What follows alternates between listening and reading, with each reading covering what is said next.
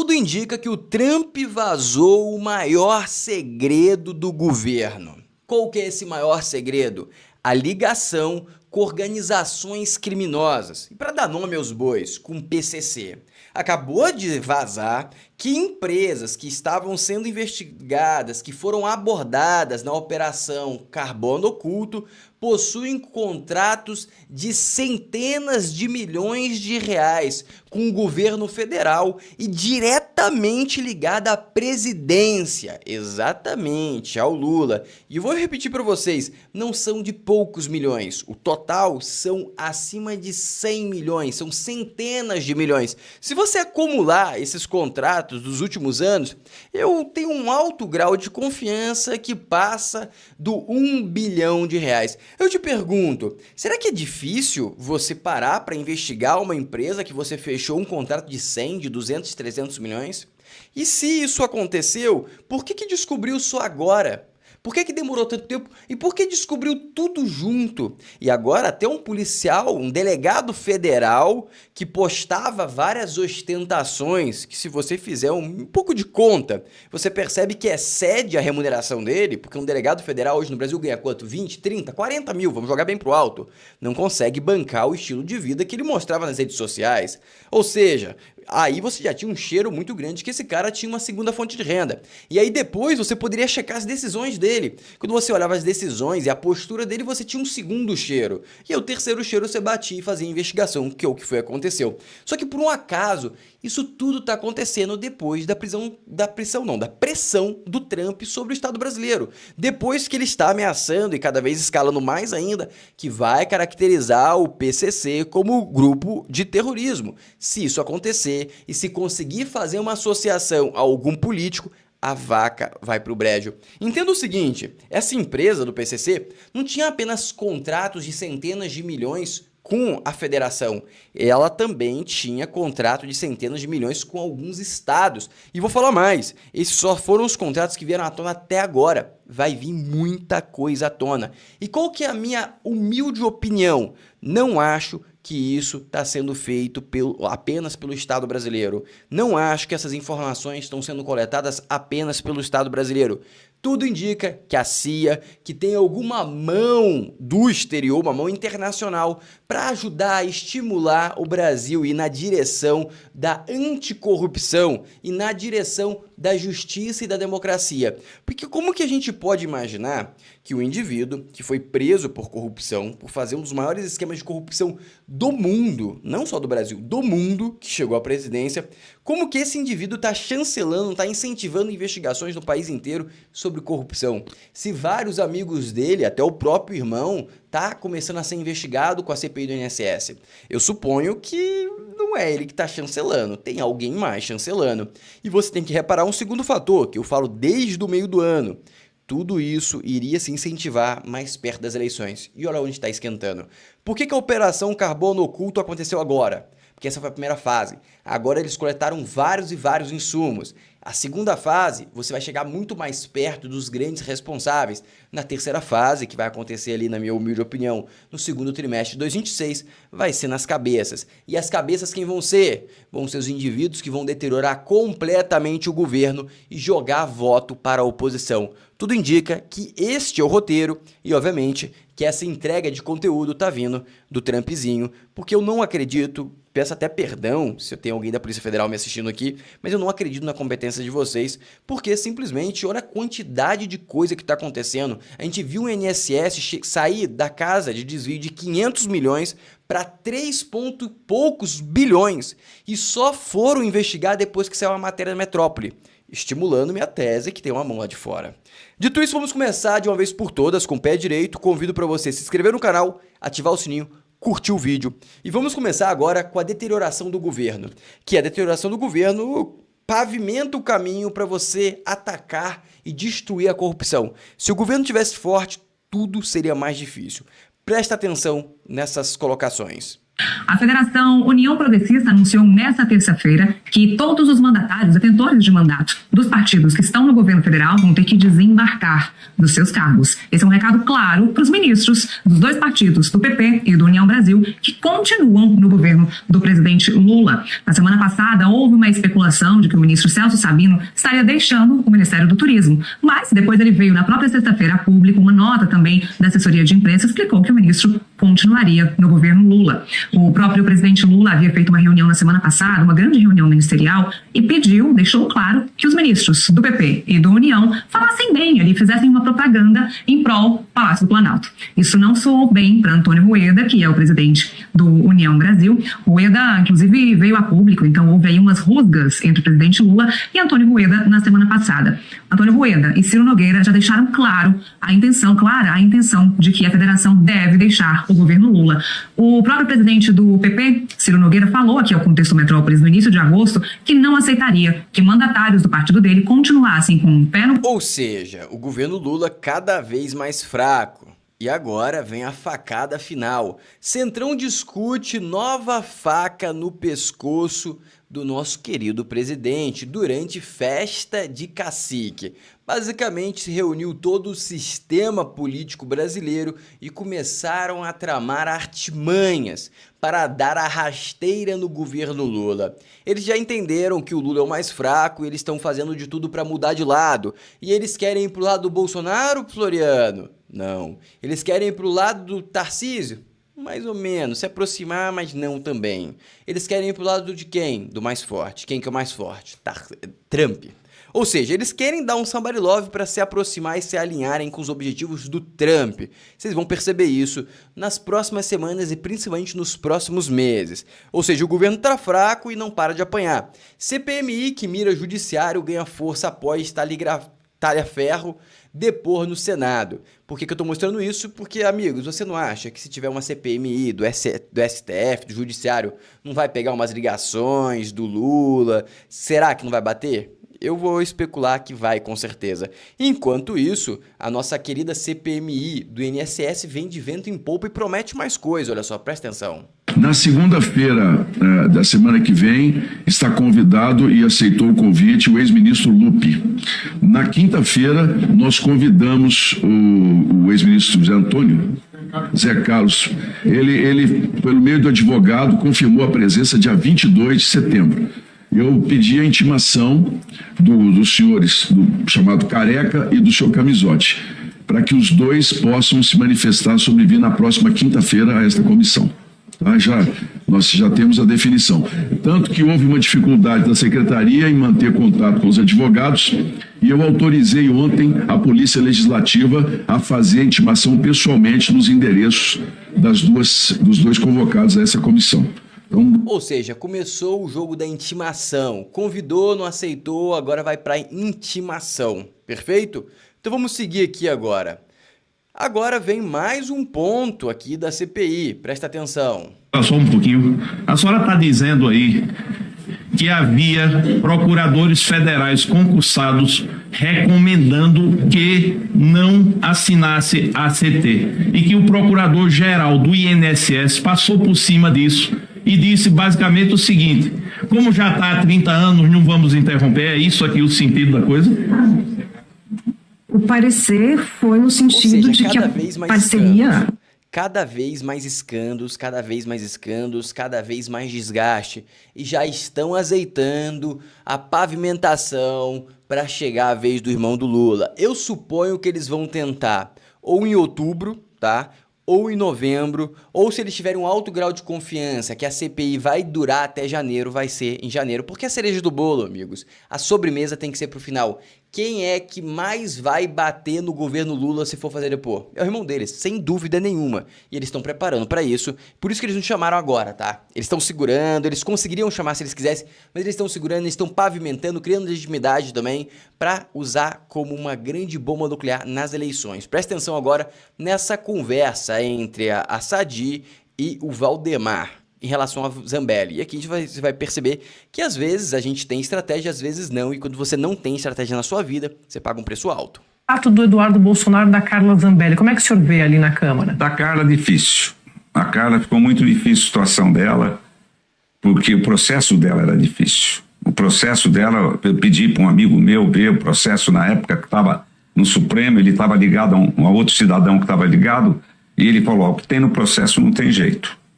Então, o da Carla, ela errou, porque ela faz as coisas, coitada, pela cabeça dela. Ela devia ter ficado nos Estados Unidos, mas ela foi para a Itália porque tinha passaporte italiano. Isso não é salvo-conduto. Esse foi um wishful think que eu fiz. Quando ela foi pra Itália, eu falei assim, pô, eu suponho que ela tenha algum contato forte na Itália para garantir a sua estadia e não extradição.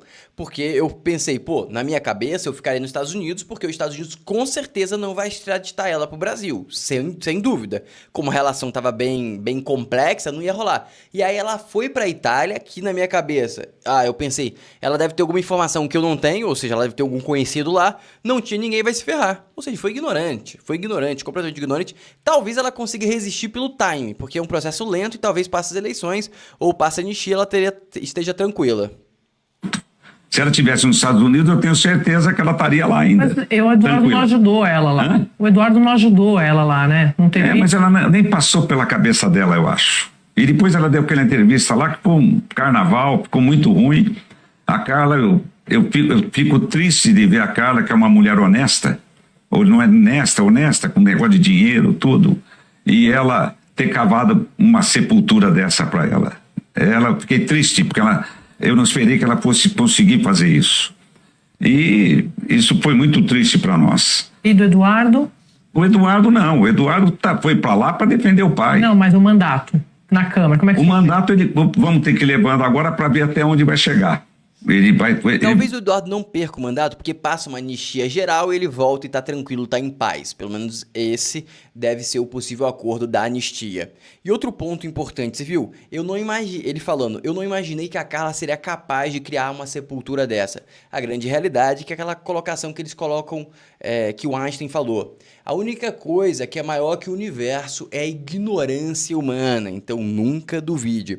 E esse tipo de estratégia política, se você entra na política sem dominá-la, o custo é alto, o custo é muito alto. E agora eu vou colocar mais um indivíduo chorando, porque a anistia, ela não vai passar, ela vai atropelar. E aí vem esse indivíduo esquerdista chorando, reclamando. Em seguida eu vou colocar um contraponto dele, presta atenção aqui. Esse editorial, ele é muito importante. É muito importante.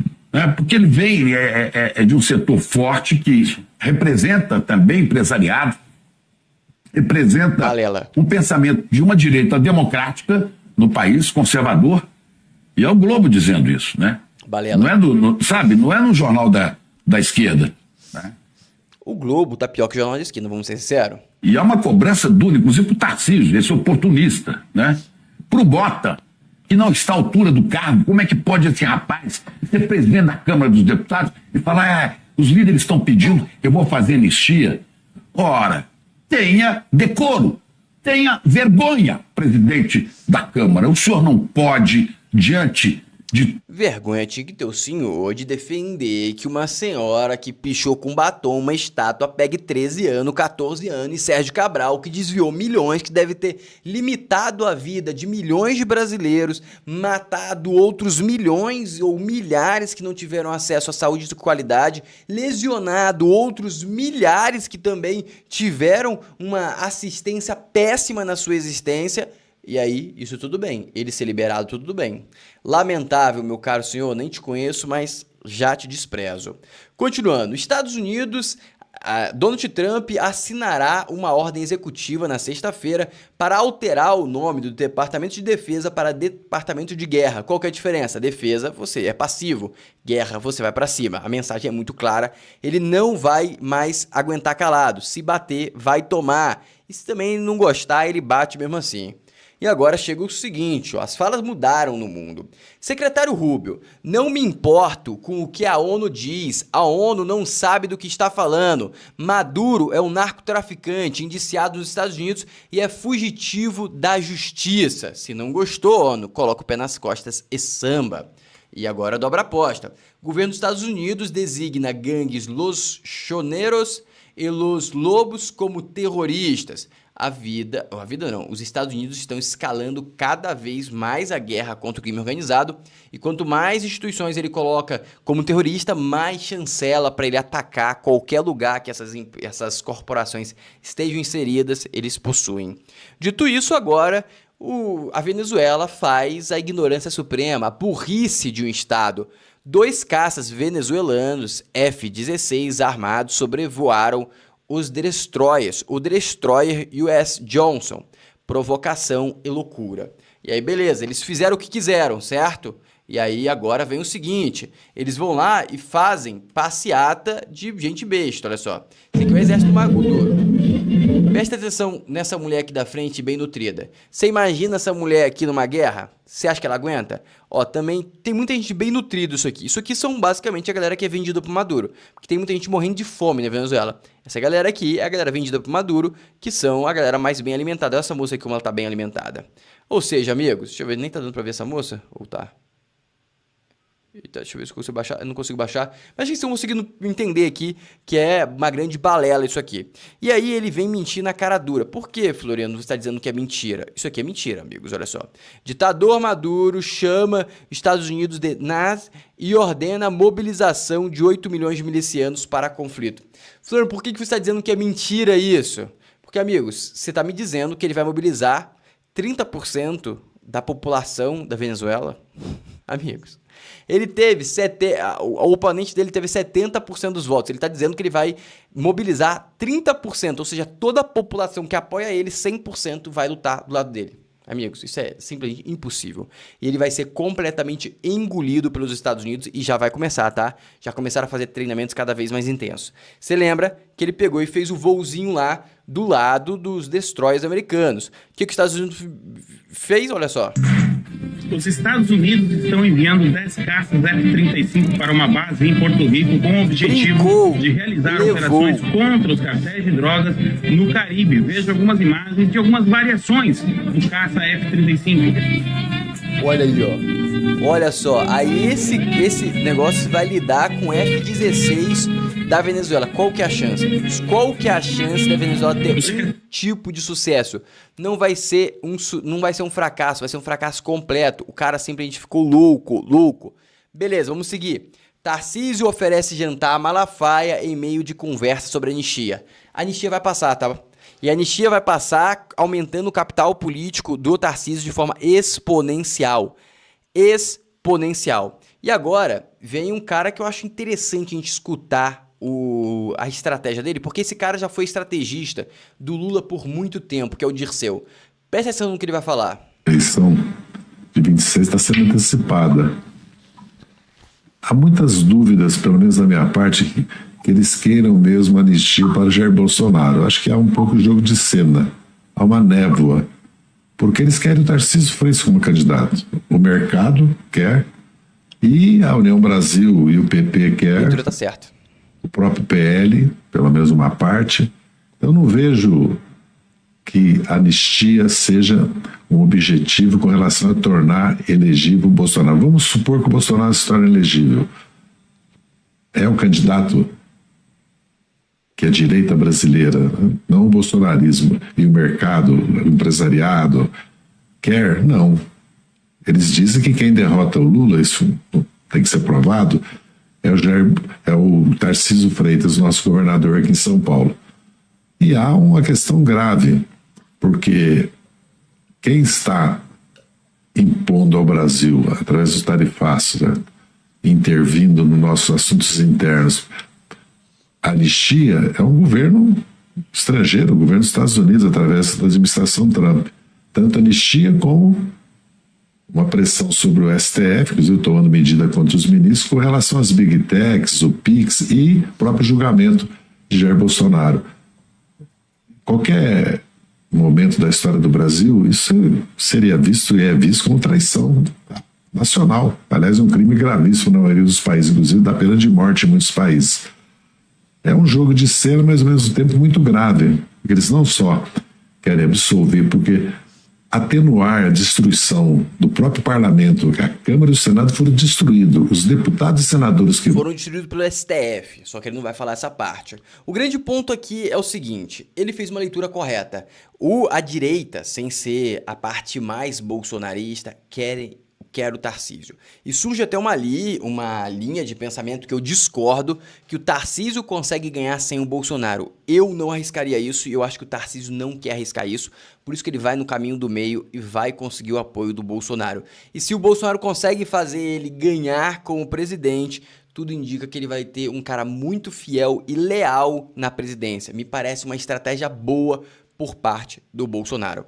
Agora presta atenção nesse cara aqui. Conhecido por ser o candidato. Isso aqui é a grande essência de por que o brasileiro acredita que só você sendo pilantra você consegue alguma coisa no Brasil. Presta atenção. O candidato mais rico do Brasil nas eleições de 2024, João Henrique Pinheiro, está preso em Madrid desde 27 de maio. Ele foi incluído na lista vermelha da Interpol a pedido da Bolívia, onde responde a um processo por um suposto caso de estelionato.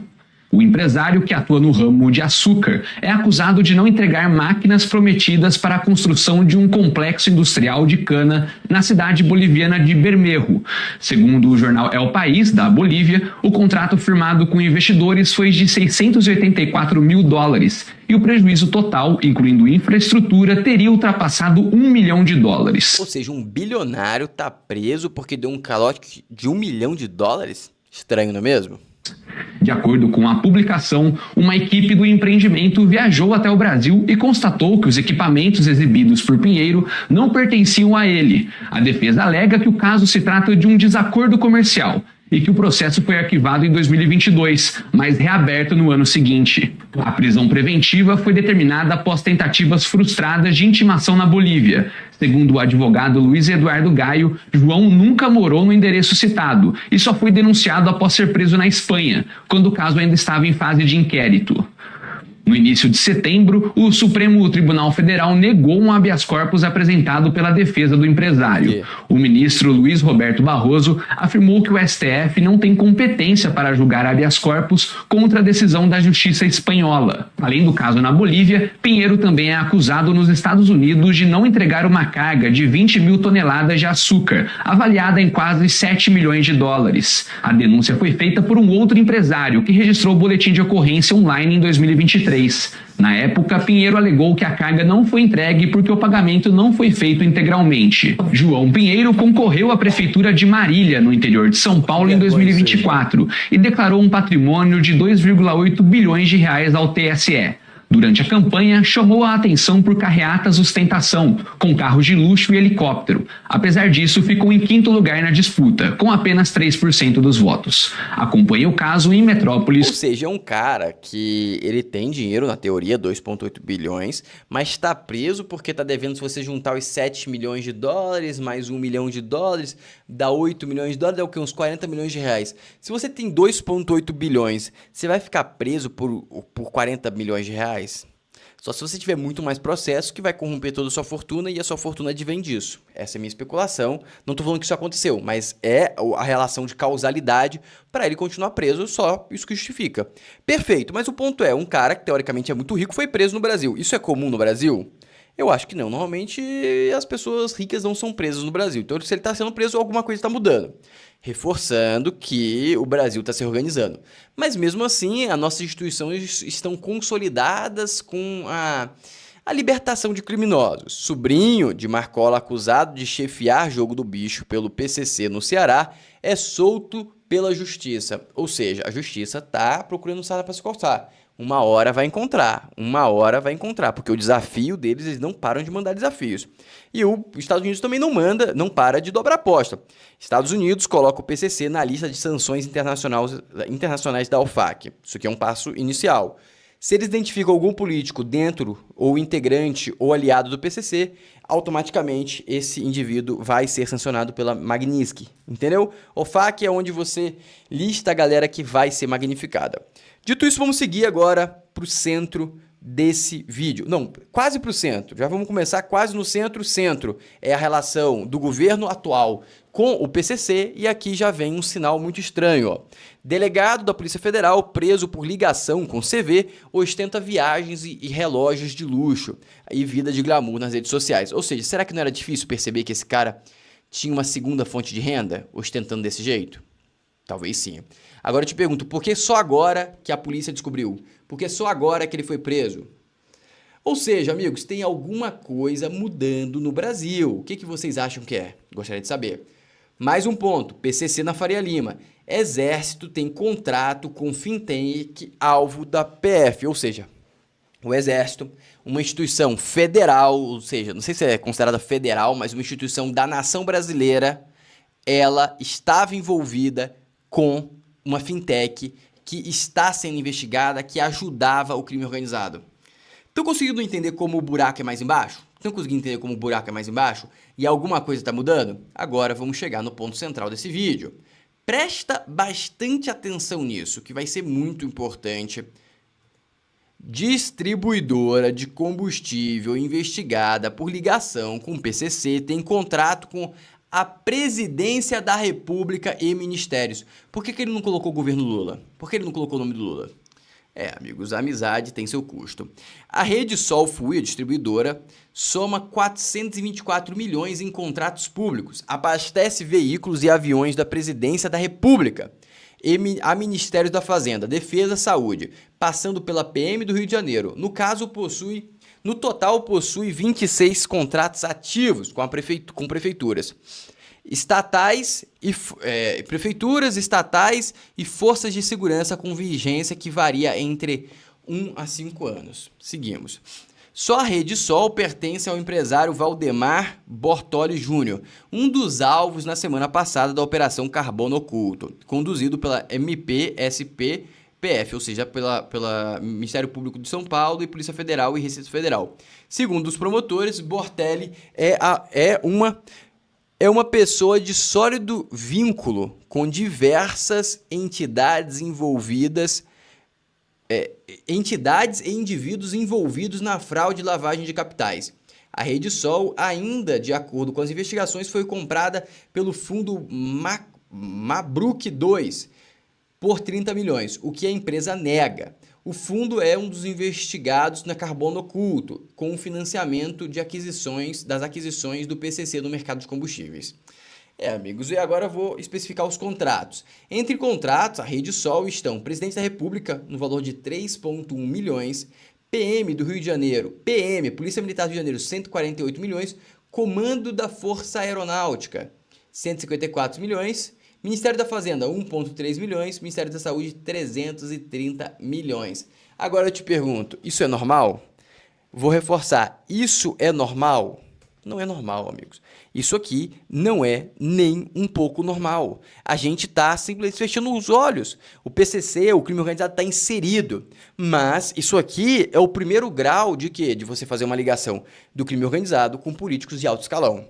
Floriano, essa ligação tem que sair agora? Não. Você vai criando pavimentação. Quando que eu te soltaria essa ligação? No segundo trimestre de 26. Lá que eu soltaria se eu tivesse provas de uma associação clara do governo atual com o PCC ou qualquer crime organizado. Por quê, Floriano? Porque aí você joga a vaca no brejo, você quebra a reputação, e isso vai se refletir nas urnas e você consegue definitivamente retirar o Lula do poder. Se você fizer de outra forma, existe grande risco dele permanecer. Aí as coisas para o Brasil não vão ficar nada boas. Lembrando que hoje tem live lá em torno das 9 horas. Vídeo daqui a pouco, vai sair mais ou menos às 17 horas. E lembra de curtir, se inscrever no canal, ativar o sininho. E um abraço, até a próxima.